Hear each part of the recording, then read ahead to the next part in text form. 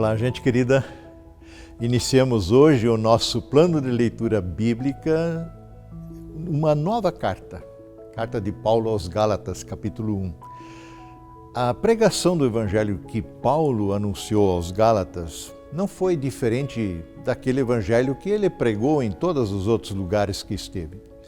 Trata-se do mesmo e único evangelho, a saber que há um só Senhor, um só Salvador, que é Jesus Cristo, que por amor e de forma voluntária deu a sua vida para o perdão dos nossos pecados, para nos reconciliar com o Pai eterno através da fé nele, em Cristo. Assim, os Gálatas tinham sido levados por Paulo a uma autêntica fé no Cristo vivo. Foram conduzidos da mera observância da lei e regras religiosas para uma fé viva no Cristo vivo. Mas após a partida de Paulo, vieram os falsos apóstolos também ali. Falamos deles recentemente aqui, quando comentávamos a segunda carta de Paulo aos Coríntios, aos quais Paulo mesmo chamava de superapóstolos. Pois é, esse pessoal se infiltrou também na comunidade dos Gálatas e acabaram virando a cabeça da turma, levando-os a crer que teriam que salvar-se através da prática de boas obras, através de obras da lei, cumprindo o que a lei judaica determinava. Caso contrário, estariam cometendo pecado, caindo sob o juízo de Deus.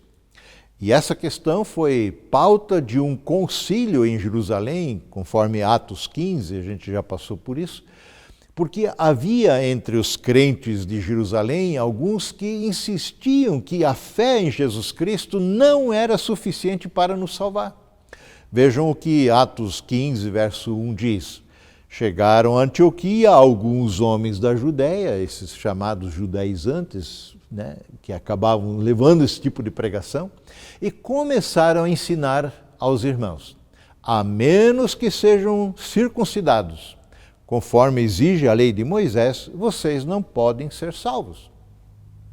Pois é, essa é uma falsa doutrina que foi infiltrada também entre os Gálatas, como acontece com muitas outras igrejas fundadas por Paulo. Contudo, aqui em Gálatas a situação foi bem séria.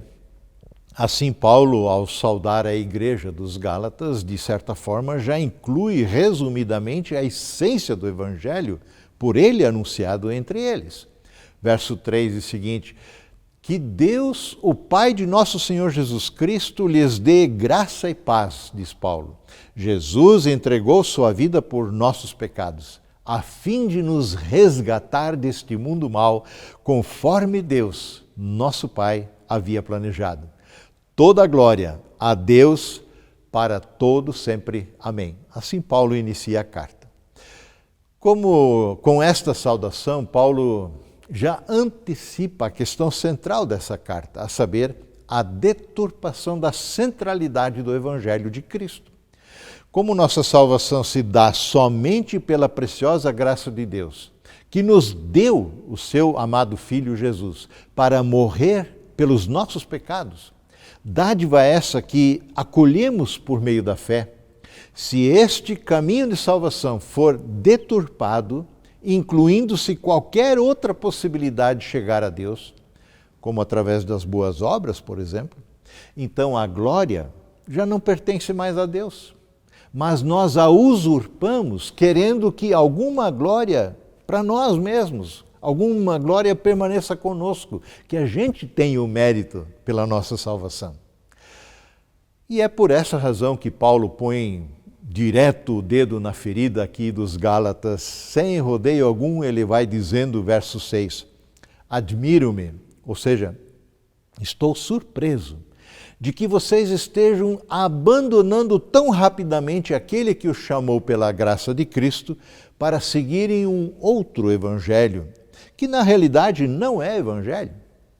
O que ocorre, diz Paulo, é que algumas pessoas os estão perturbando, querendo perverter o Evangelho de Cristo. Afastar-se do Evangelho de Jesus Cristo é abandonar o próprio Deus. Não há outro caminho.